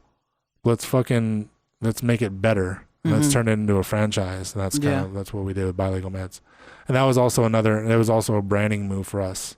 It's like, we're not just a social media driven, like, we're not only I don't want to just be the world's largest social media driven company. I want it to be more than that, Right. So brand wise, people are able to actually walk into a store, and you're creating jobs in the community, and you're giving people easier access to the CBD, having to order online, and which is kind of a pain in the ass sometimes. I walked onto your location at on the Las Vegas Strip. Yeah. You guys have a Bitcoin ATM. Is that your guys'? No. Our ATM machine's inside the store. Okay. Yeah, I saw the ATM one, but I think there's like one across from the register that they have a Bitcoin one, and that was kind of want to be one of my questions. Is would you ever incorporate something like that, cryptocurrency, into your model? I don't know. Would you have to learn more about it? Well, I would just have to learn more about how I actually am I like gambling on the money that somebody buys an eighth from us, CBD flower, and like that $45 or what is it? Goes to 30? 10. Goes to 10. I don't think- know. I don't know how it works. I haven't looked into it. I think there's a way for you to be able to use it to facilitate a transaction. Yeah. And then as soon as that transaction is facilitated, it flips it and converts it into U.S. currency. So then it would be only like a middleman kind of. Oh, okay, Yeah. I got it. So, because I would understand that too. Like, let's say you sold $8,000 worth of product, and then Bitcoin tanks at the down. end of the day, Because Have Goldman nothing. Sachs it's now decided- 6,000. It's like Yeah. fuck. It's like That's stop. one of the things is I learned people use it to facilitate a transaction and boom, flip it. That makes Yeah. sense. Yeah. Yeah. So no, I haven't looked into it. Yeah. Well, if you do, man, I'm glad I kind of sparked that. Little Yeah. I'm What kind about of. you? You want to know anything? We got a Man. couple minutes. You basically explained most of the stuff that I was just more interested in your story. Yeah. And, I was like, gonna with ask more questions that were in depth as far as like Go ahead. the We got 5 science. minutes. Well, the science behind CBD. I'm making though. you guys do this for an hour and a half. We got 5 minutes. Okay, let's. Well, the science. So we have CBD receptors in our body. Is Hold on, that I'm correct? gonna cut you off for a second. Oh. Let's Yeah. do like what's that one game show where it's like, all right, you Quick got questions? You got 30 seconds to answer. So let's do that. the 5 so we quick gotta ask a questions? question every 30 seconds. No, I'm saying like, and then we got to give away the $500. Ooh. Okay. I don't know how I'm gonna do that though. Oh damn. I started a timer Does it- right here on does my it show phone. how many people are in here? 21 people. Oh, okay. So one of the 21 people will win. Are you able to see who they are? Yeah. It says all their things right here. Here, let me see. There. Well, actually, and I will say this too: The if there's right side. anybody out there who has any questions for Joe, Oh shit, they've been talking this entire time? Yeah, they've all been talking to each other. Oh wow. All right, so Joe's watching everybody. so let's do fast questions. I got 30 seconds to answer. okay. Okay. Ask him Like that off the question you cusp. had. All right, you go first, Keem. Okay. What's your favorite color? Blue. What's your favorite place to eat in Las Vegas? Depends on what I'm like craving. If it's steak, shit, what's it called inside the Crystals? Shit. No, actually, not even at the Crystal City Center. I'm drawing a blank. You got 50 seconds. Uh, All right. Second best place to eat in Las Vegas. all the healthy places like Protein Source, Protein House, Greens and Proteins, Okay. and Rachel's Kitchen. What's your favorite place you've traveled to? Mazatlan, Mexico. Oh, damn. Yeah. Never even That heard was of that. So fucking fun. What is something that you wish or hope your kids' direction? Because you said your kids were your biggest motivation. Yeah. What is your biggest goal for them? To be as successful as I am, but also like appreciate it. Well, they started from the ground up and with me, and get to a point where like maybe, you know, I don't know. I want them to be happy. Mm-hmm. You know what I mean? Like, do I want them to not do anything and just do what I do and like carry on the process? Like, yeah, kind of. Like, why would you want to do anything else? Right. Like, it's fucking winning. Like, we're all winning. Like, we're making. I'm gonna say it first. We're making a shit ton of fucking money. Mm-hmm. You know. That's always there's nice. there's no special order in this, but like we're making a shit ton of money. We're helping a shit ton of people. You know, and it's like all positive what we're doing. Like, what the fuck else do you want to do? Mm-hmm. You want to you help people and make a lot of money, because making money is like, yeah, it's part of the process. It's one of those things though. If you're helping people, you're gonna make money in the process. Yeah, it's like, oh, it shouldn't be talked about. It's like, no, fuck that, because there's a shit ton of fucking people that want to also hear that part. Mm-hmm. I don't want to be broke anymore. It's like, we get it. Like, I do it because it feels good and I want to help people. But like, when I can answer that question about my kids, like when I say to them, what else do you want to do? You fucking help people and you make a lot of money. Yeah. Doing it. Like, that's the goal in life, right? You make a lot of money, because whatever you're going to do otherwise, you're going to try to make a lot of money. Right. And we're fucking helping people. Right. Because at the end of the day, no matter what you do, as long as you're achieving that goal, you can be in any industry, right? Yeah. You can be in the business of now I want to be a football coach because I want to help people. Mm-hmm. You know, I want to be a teacher because I want to learn. I want to help kids learn. Yeah. So then that leads to the next question: is CBD the only business you see yourself in the next 5-10 years? Well, I'm also in the cannabis business. I just don't talk about it. Okay. But outside of that, cannabis CBD is. I mean, I have my money in other places and investments. Mm-hmm. Livestock, actually, like cattle. If you ever so I was gonna say, if you ever were in an industry that is not related to cannabis or THC or CBD, if you hadn't done what you're doing right now, where would you be? That's a question I don't know. Like, how did I even become where I'm at today? Kind of like everything, the universe like kind of led me to where I'm at today. Mm-hmm. That's your turn, Chuck. Shit. I was just listening. I'm just good at listening. Come on, you got one more question, each of you. Like, I was gonna say, hypothetically, if we never talk again, you got one question, and I died right now, and you're like, "Fuck, at least I got my question out." Damn, that's deep, man. oh shit. Especially when we don't talk Like, about make it count. We don't talk about politics and religion on this podcast. Damn, dude. All I got is stupid questions in my head. Come on, put you on the spot. I know. This never happens. Do you guys smoke pot? Nah, not really. I smoke at night. Oh, okay. To go to sleep. I take CBD. Right on. I went to California and I got this. There was this company, I forgot what it's called. MedMen. That's what it is. Yeah, they're pretty big. And they had this pen that I thought was just CBD, but it ends up having a little bit of THC in it. So I've been like $100 right on. about that, and it's been cool, But outside of that, I wouldn't consider myself a smoker. I don't even really do like edibles or anything like that. Here, let's do this since you guys don't know a question. Mm-hmm. Is anybody asking? Everybody, have them asking. One person or whoever multiple? asks a good. Can we see it? Whoever asks, I gotta give away $500 real quick. Whoever asks a good question, and I call it out, and then I answer it, is the person that won. So I want to see an interesting question from one of these people. Give it a little time because there's probably like a little latency. Oh, there is. This is deep thinking here, and Joe with these deep questions. Man. Yes, Yeah. Joe. How are you, Since making a bilegal meds app, then there's more people in the community. Yeah, we're talking about creating an app. Is that your next guest? Yeah, I think Yeah. so. Good thing we're ending this. Yeah. Cool. Shit. How much is this delayed? The live stream? It should only be like 15 seconds. No, 10, 15 seconds. Is it? I don't Yeah. know. I thought like 30. Everything. Let's go let him in real quick. Let her in. Oh. Well, let me ask you a question then. Go ahead. How was your podcasting experience here today? That was cool. Yeah? Yeah. Did you expect this, or was it kind of like I'm a... used to I'm used to the Yeah. camera. Oh, wait, have you been on a podcast shit, I before? gotta be at my store at 5:30 in the morning to be on fucking news. Like, it sucks. Damn. I know, but I'm used to this. I'm going to come through with my camera, try to film some stuff too. Sounds like fun. Did they answer? I actually started a Stoner Nation podcast. Okay. But then it was right when YouTube was fucking suspending everybody. Wait, so, is that why you stopped it? Yeah, because I was like, I don't want to waste my time. And Because you That's build up inter- and then they like ban you. That's That'd be- interesting yeah. because Joe Rogan talks about pot on his podcast every episode. I would imagine. I mean, it was probably just because it was. Do you think he only has like based a around- better deal with YouTube? I don't Because know, he's man. He I don't brings wanna- people. Yeah. I don't want to conspiracize. Don't assume. Has anybody popped up a good question yet? yeah, I can see him now. Okay. What do you want your kids to be or achieve in the future? I already answered that. Yeah, I asked that question. Do I get the $500?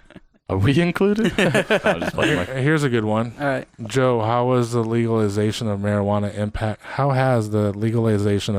impacted your business and lifestyle? Do you live life high on THC? How has it impacted my life? Damn, that one's kind of... Is that too deep? Yeah, it is kind of deep. That's a 20-minute answer there, man. All right. We're gonna have to. It's because I smoked pot before it was legalized. So, Mhm. do you live high? I can answer the last one. I get high a lot. But I actually prefer to smoke CBD flower now over. Oh yeah. Real weed. Is it because of the what is it? Yeah, the circle? because I'm growing and we're growing so fast. I don't want to lose my focus on like what's happening with business. Yeah. And like I'm not one of those like functional stoners where Yeah, it's like same just here. fucking smoke Yeah. and get throughout my day. You know what I mean? Yeah. So, Well, this could potentially be a good question to end the podcast on. What advice do you have for anybody out there who's looking to be an entrepreneur? What qualities do you think they should have to pursue that career? that's another deep question. Make it a 30-second answer. What qualities is not like giving a fuck, not giving a fuck about like failing, not giving a fuck about people and saying no. Not giving a fuck is like a huge one because so many people care what other people think, care about other people's opinions, and it fucking holds them back from being where they should be or getting to where they need to go. Or they care about like, failing, the whole like caring of failing, Mhm. stops people from actually doing it. It's like, that's like a huge one. You can't give a fuck. And then throughout your process, like when you become actually successful, right?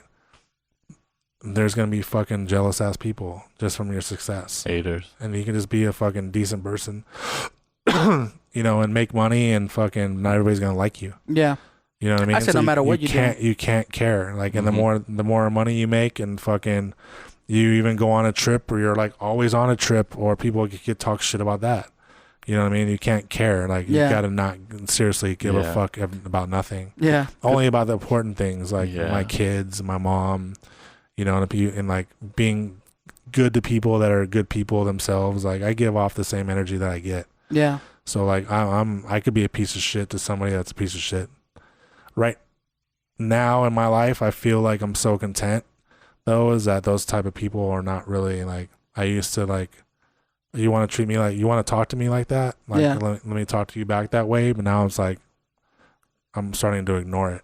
I will say this, man. That part is hard. Let it- And it just like, Let it roll off you. because basically. knowing that, because here's something that might be good for in your podcast is that something that you can take forever and pass down to your kids, like no shit. Nothing can live if you don't feed it. So think about that. Like if you ignore a person giving you hate, they end up going away. That's true. If you feed them, they grow and fucking gets worse and worse and worse. Yeah. Right? A plant, you don't feed it, it dies. You don't feed a hater or someone that's attacking you, you just ignore it.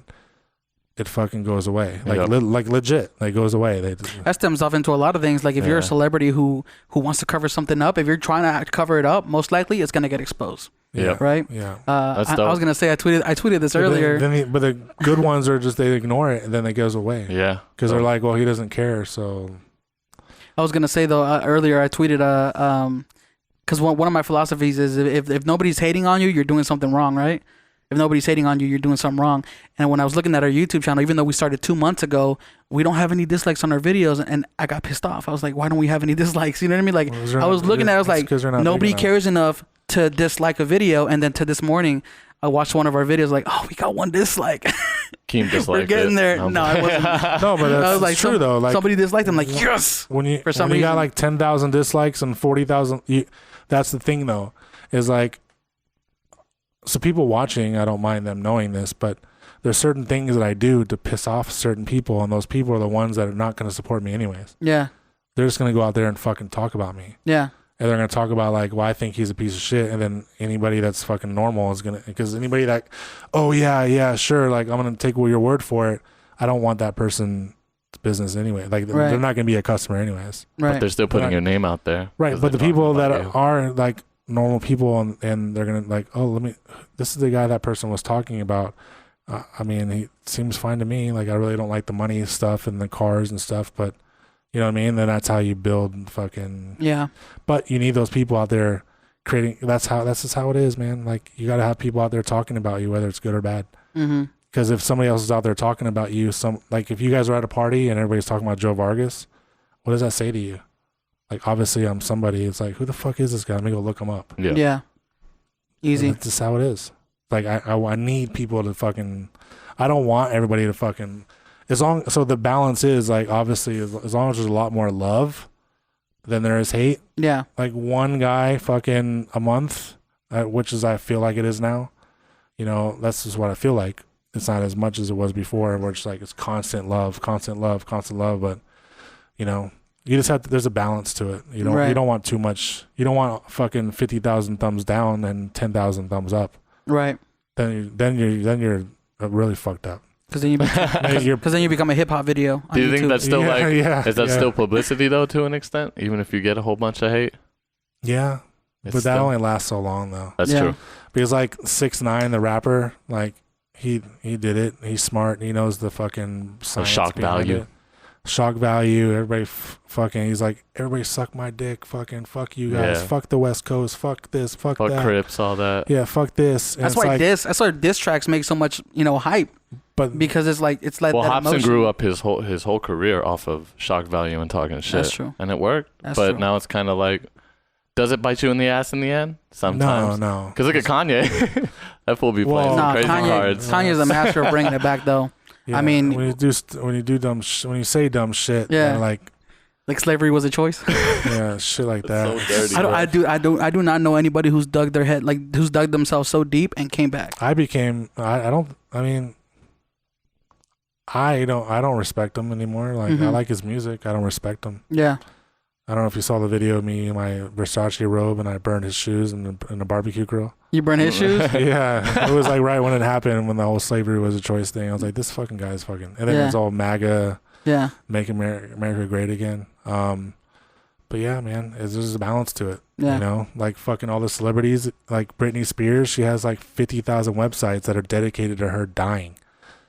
Like that's how fucking aggressive and crazy people are. Like when you're that big, like I can never. I'm really well known here in Las Vegas, right? Yeah. I feel like my name is more known than me, because I'm like, believe it or not, I'm an introvert. Everybody thinks that like they see me like happy and like talking shit and having fun with my followers and being a certain way on social media, but I'm like, dude, I'm I'm an introvert. Like I walk into a room, I really like talking. I like fucking observing before I talk. Yeah. And that comes off bad to certain people. Like he seems like an asshole. Like no, I just don't. I'm observant. Yeah. That's just the way that I am. You know? That's how I feel too. Yeah. I just listen a lot more than like speak, and people are like, "Oh, this feels weird." Yeah, what's wrong with them? Yeah. So, but yeah, it's just a matter of. Oh, so my point was like I couldn't imagine being like a worldwide celebrity just because like I don't know, man. It's like it's a whole. I kind of understand why they actually do drugs and like unfortunately they become drug addicts. Yeah. But I understand why they started because they're trying to escape the fucking mental. It's like prison. It's like I tell people like some lady recently when I was like talking shit about Donald Trump, she like tweeted me and she was like, "Wow," she's like, I still support Donald Trump because I don't know if you saw the tweet and I was like, I'm legit want to know why everybody at this point right now supports fucking Donald Trump. And some lady and I said something stupid about Donald Trump. Oh no, somebody said something dumb. And I was like, oh, it figures you're a Donald Trump supporter. And this girl was like, I'm a Donald Trump supporter and I buy like $200 worth of fucking shit on your site every month. And she was like, consider this like my last purchase being it. I'm gonna go find another company. Sincerely, Donald Trump supporter. And then I tweeted her back and I was like, and then which leads into that, what we're talking about is like, you can go wherever you want. Like I'm not a prisoner to you people. Yeah. I'm not gonna. It's like you were talking about your customer, right? Yeah, that's not the customer you want to be selling to. Is that? But no, like I do. But you don't want to buy my product because I like have legit reasons why Donald Trump's a piece of shit. Mm-hmm. And I don't support it. Like I don't dislike people that like him. Like if you're a fucking obnoxious, fucking rude piece of shit talking about Donald Trump because you support him, because a lot of them are like fucking super obnoxious about it. Mm-hmm. I don't like you. Like I don't like those other people. Like there's followers that I have that I bullshit with and they win contests and they're Donald Trump supporters, but they don't like fucking push in my face.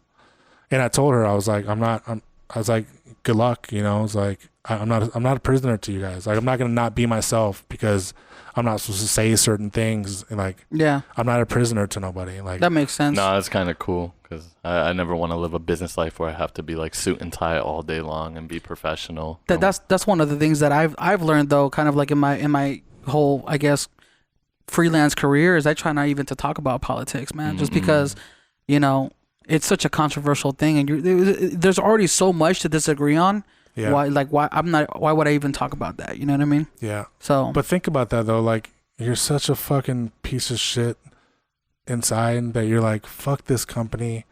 I'm not buying from them because fucking they think someone that I like is a piece of shit like Donald Trump. Right. Like, okay, see ya. Like I'm not gonna beg you to stay. Like I'm just not. Like 200. And I told her because she said something else, and I told her I was like, "You're $200 and your one loss because of something fucking stupid is 100. I gain respect from 100 people by losing you. I just gain respect by 100 from 100 people because so many fucking people hate Donald Trump. Yeah, it's not why I hate him, but I'm not afraid to say I hate him. Yeah. I say follow your moral compass, man. That's the way to go, of course. But if it was the other way around and everybody was like, it would be a stupid business choice to fucking if it was the other way around. Right. If everybody loved Donald Trump and I was like, no, fuck that guy, and everybody was like 99% of the people were like, hold up, Joe, hold on. Well, I can't support you. Like, what are you doing? Yeah. Like, but it's the other way around. Like I can do that. You know what I mean? Like, okay, bye. 100 other people were like, oh shit, he doesn't like Donald Trump too. Like, cool. So I don't mind sharing it. You know what I'm saying? Yeah. Otherwise it could bite you in the ass for the other reason. If everybody. I don't know if I could ever get on board with the whole burning things though. Like you said, you burned the Kanye shoes when he said that. Yeah, but I kind of how people are burning the Nike shoes. The secret behind that though is I own like 30 Yeezys. So like when I burnt one, it was for the video. Which is good for Instagram. Like, you can burn you can burn one of the shoes, but don't burn yourself, man. You know what I mean? Yeah. So it was like, that makes sense. It was for a fun thing, but hey, man, at that point it becomes a marketing thing, man. Yeah. I mean, it was just for fun, man. Yeah. But yeah. Cool. Thank you so much, man. Man, yeah, we're way past the hour and a half now. Yeah, I know. Thank you so much for being on the show, man. We really no problem, appreciate man. you Thanks taking your for having time. me. Thank you, Appreciate brother. Yeah, and for anybody who wants to that's watching this podcast and wants to get to know him a little bit more, we're gonna post all his social media information down below, website for his company, and yeah. Thank you all Appreciate for you guys. tuning in. We appreciate you guys tuning in, and we'll catch you guys in the next morning dinner. Later. Hey, do me a favor too before we log off. Is after this, find the person that asked that one deep legalization question. Okay. So I can push it on Twitter and so I can give them the $500 gift card. To have everybody go to buylegalmeds.com for their favorite CBD products. Gotcha. It was about the THC and being high, right? Yeah. The legalization. Like, what has it done for my life? Got it. That person won. We'll find them. Yeah, we'll find you. Thank you guys for tuning in. We'll catch you guys in the next morning dinner. dinner. Thank you guys. Every time I come in the kitchen, you in the kitchen. In the goddamn refrigerator. I sure am hungry. Hola, everybody. I'm the guest. I mean, I'm the host that you never see. The hostess with the mostest. And I'm just letting you know that I want you guys to subscribe to our beautiful channel. And that's on, this side, right here. Subscribe to us. And if you want to see our recent work, our beautiful work, it's to the right. I'm not as ecstatic as Keem, but I can tell you one thing. I don't know. But I'm going to wait here. Hopefully you're clicking on one of the two. If not, like, comment. Follow us on Twitter. We're also on other channels, Spotify. What other channels we on, Keem? Stitcher Radio, Overcast. I already said Spotify, iTunes, Bluetooth. Chuck said I look like a highlighter in this shirt. Bro, you look like a traffic cone in that shirt. Oh, that's what it was, a traffic cone? Ooh! Click right here. Click over here. Click both here.